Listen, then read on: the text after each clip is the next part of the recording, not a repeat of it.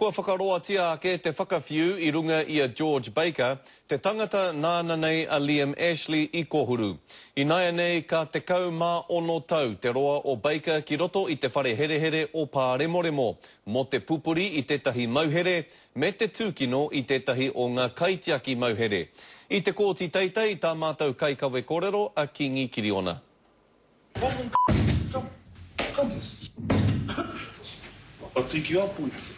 I pupu ake te riri I a George Baker I te rānei, he whakatete noa no te hoa o Liam Ashley.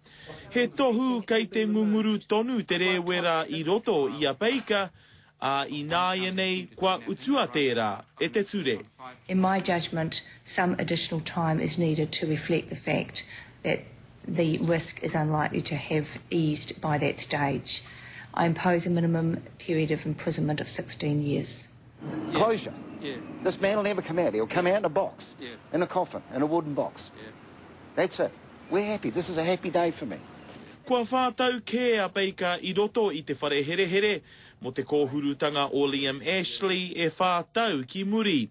I whakaroatia tana whakawhiu I te rānei, mo te tukino I tetahi o ngā āpiha o Paremoremo, me te pupuri mauhere. Mr. Baker acknowledged having thoughts of violence on a daily basis, which he said would often be triggered by what he described as a form of paranoia, followed by anger, rage and an impulsive sense of kill him or be killed.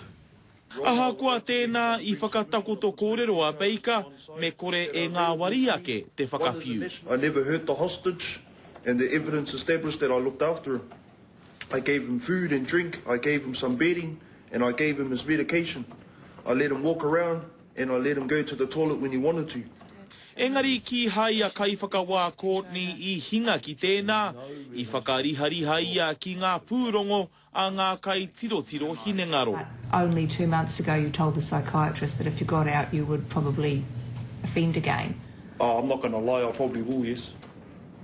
E kore a Baker e tatu ki mua I te poari tuku mauhere mo te mā ono tau. He oi ko te whakapai nā te whakatau I te rānei me ua ia kāputa mo te wā roa. Kingi Kiriona, te karere.